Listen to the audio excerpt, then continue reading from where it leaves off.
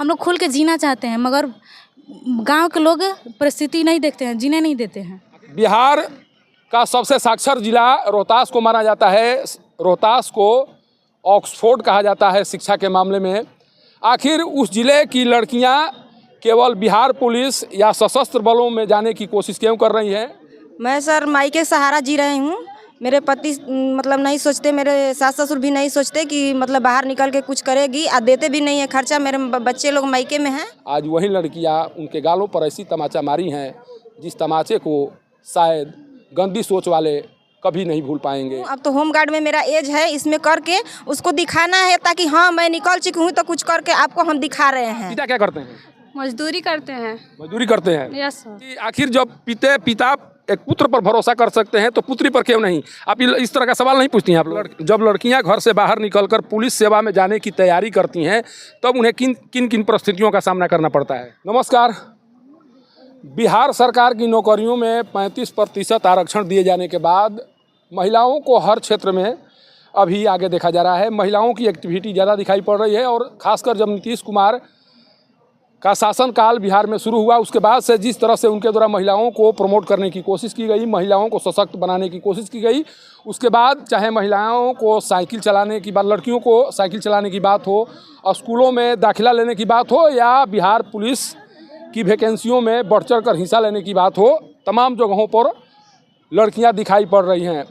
लेकिन सबसे बड़ा सवाल यही है कि जिस रोहतास को बिहार में साक्षरता में सबसे अव्वल माना जाता है, बिहार का सबसे साक्षर जिला रोहतास को माना जाता है। रोहतास को ऑक्सफोर्ड कहा जाता है शिक्षा के मामले में।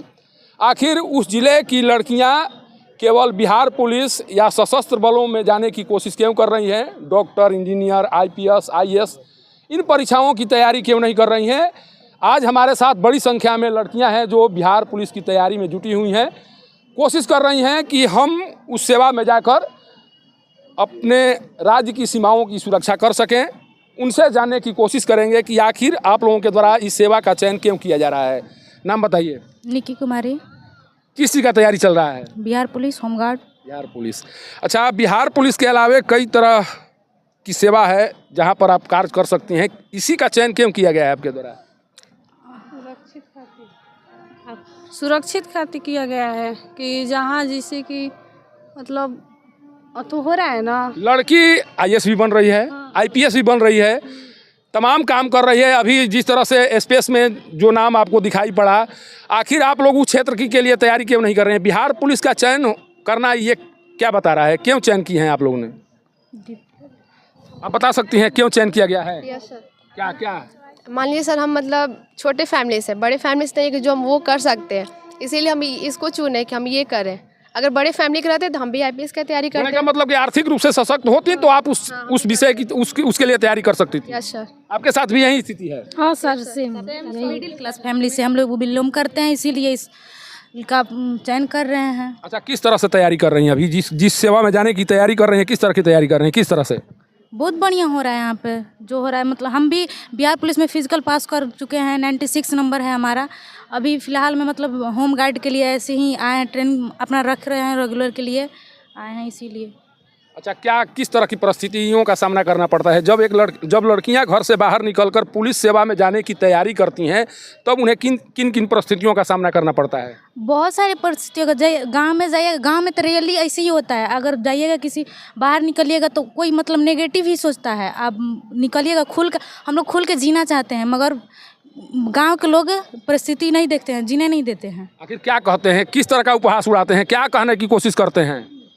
अरे यही कहेंगे कि देखिए फलना के आज लाल उसी मतलब मानसिकता यह है कि लड़कियों को घर में रहना चाहिए, लड़कियां बाहर निकल रही हैं तो बिगड़ जाएंगी, लड़कियां खराब हो जाएंगी, पिता का नाम माने कहीं ना कहीं डुबो देंगी, इस तरह की फीलिंग होती है। यही बात है।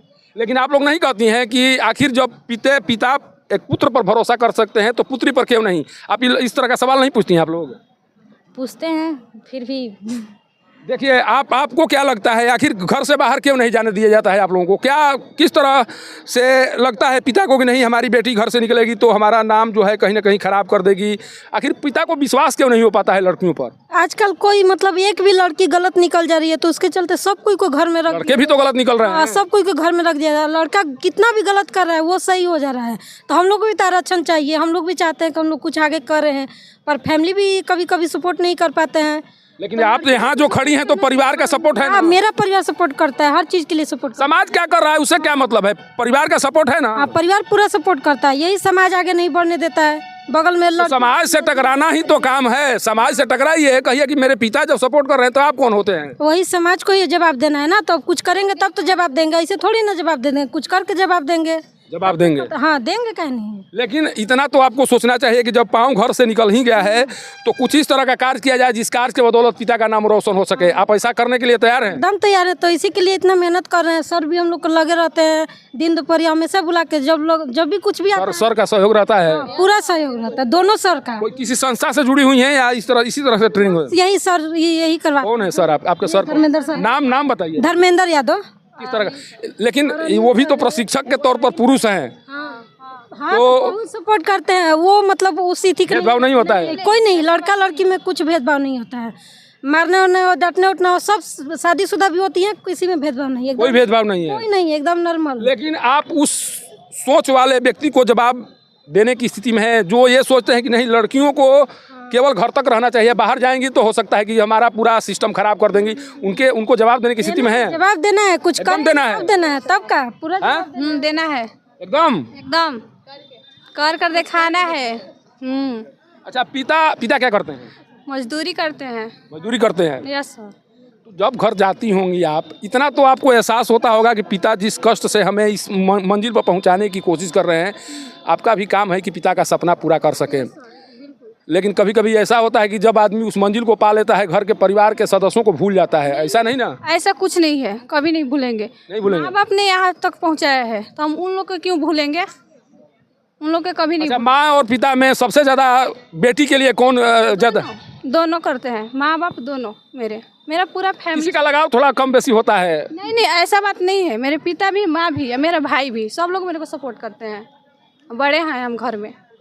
घर में बड़ी हैं आप? हाँ, हम मेरे से छोटा भाई है। आप शादीशुदा हैं। शादीशुदा महिलाओं के साथ तो और स्थिति खराब है। सास का बंधन, भाई का बंधन, पति का बंधन, इन बंधनों से कैसे पार पा रही हैं आप? मैं सर माई के सहारा जी रही हूँ। मेरे पति मतलब नहीं सोचते, मेरे सास ससुर भी नहीं सोचते कि मतलब बाहर निकल के कुछ करेगी, और देते भी नहीं है खर्चा। मेरे बच्चे लोग मायके में हैं, एक लड़का एक लड़की है। मायके के सहारा यहाँ मैं पहुँची हूँ। आखिर क्यों नहीं आने देते हैं? क्यों सहयोग नहीं करते हैं आपको? वो भरोसा नहीं है आपको? नहीं, वो बोलते हैं कि कुछ नहीं करना है, फिर भी देते भी नहीं हैं। तो इसी के सहारे से मेरे मायके वाले बोले कि नहीं कुछ करेगी। अगले बार मैं बिहार पुलिस में छट चुकी थी हाई जंप में 2016 में। इसके बाद फिर बाद में शादी हुआ, तो शादी होने के बाद फिर मेरे ससुराल गए, फिर रिजल्ट आया, लोग दौड़ने नहीं जाने दिया। तो इसी की वजह से मायके में अब आए, तो मायके में आकर सोचे कि मायके वाला के सहारा से हम जी रहे हैं। मायके में बच्चे लोग के ऊपर एक बहुत बड़ी जिम्मेवारी आ गई है, चूंकि परिवार के जब जिसके घर में आप गई इस उम्मीद के साथ गई कि हमको सहयोग मिलेगा, उन्होंने सहयोग नहीं किया। माता के द्वारा आपको जन्म दिया गया, पालन पोषण और अभी इस स्थिति में तैयारी कराई जा रही है। आपके द्वारा उनको क्या जवाब दिया, किस तरह से जवाब दिया जाएगा? जिन लोगों के द्वारा आपको एक तरह कूड़ा कर समझा जा रहा है, इसीलिए ना सहयोग नहीं किया जा रहा है, उनको कैसे जवाब देंगे आप? यहाँ आकर कुछ करके, जैसे मैं आई हूँ, अब तो होम गार्ड में मेरा एज है, इसमें करके उसको दिखाना है, ताकि हाँ मैं निकल चुकी हूँ तो कुछ करके आपको हम दिखा रहे हैं। इसी से मैं यहाँ आई हूँ। सर, प्रशिक्षक के तौर पर आप हैं इन लोगों के साथ, कितना भरोसा है जो आपके ये छात्राएं हैं या जो आपके सानिध्य में काम कर रही हैं, प्रशिक्षण ले रही हैं, उन पर कितना भरोसा है आपको? बहुत भरोसा है, बहुत अच्छा से करती है, ये सब आती है, समय से आकर करती है। आपका नाम रोशन करेंगी ये लोग? रोशन करेगी। दोनों ये लड़की देखिए बिहार पुलिस में फिट हुई है, ये है, दोनों है। ये 96 नंबर का फिजिकल है लोग का। इससे पहले मेरी सिस्टर को कराए हैं, बिहार पुलिस में हुई है 3 साल पहले, सारे के कराए हुआ है। कभी प्रशिक्षण के दौरान इस तरह का अनुभव होता है कि बहुत गरीब परिवार की कोई लड़की आकर संघर्ष कर रही है, उस तरह की स्थितियों का सामना कभी आपने किया है? कुछ उस तरह की लड़की सामने आई है जो कठिन परिस्थितियों से गुजरते हुए मुकाम को हासिल करना चाहती है? हाँ, बहुत अच्छा लड़की आती है यहाँ पर, करके भी गई है। बहुत लड़की आती है, वैसा करके जाती है, जो मीडियम फैमिली के ही लड़की आती है यहाँ पर। क्या सपना है? पुलिस बनना। पुलिस बनना। आपका क्या स्थिति है? आप भी तो शादीशुदा दिख रही हैं। हमारे मायके और ससुराल दोनों का सपोर्ट है? पति सपोर्ट करते हैं? बहुत खुशनसीब हैं आप कि दोनों का सहयोग मिल रहा है, दोनों का प्यार मिल रहा है। बहुत खुशनसीब हैं। दहेज वहेज का चक्कर नहीं ना था कि ज़्यादा दहेज दे दिया गया इसलिए ससुराल वाले खुश हैं? नहीं ऐसा कोई नहीं। हमारा तो दहेज ही उतना नहीं मिला है, बहुत कम दिया गया है। लेकिन आपके ऊपर दो उम्मीदों को पूरा करने की जिम्मेदारी है, ससुराल और मायके। पूरा कर पाएंगी आप? हाँ, क्यों नहीं कर पाएंगे। कोशिश तो है, बनना है, बन के ही जाना है कुछ ना कुछ। देखिए, जो लड़कियों को नकारा या आवारा समझते हैं उनके लिए मैं एक संदेश देना चाह रहा हूं। मैं भी बेटी का पिता हूं, मेरी भी 3 बेटियां हैं।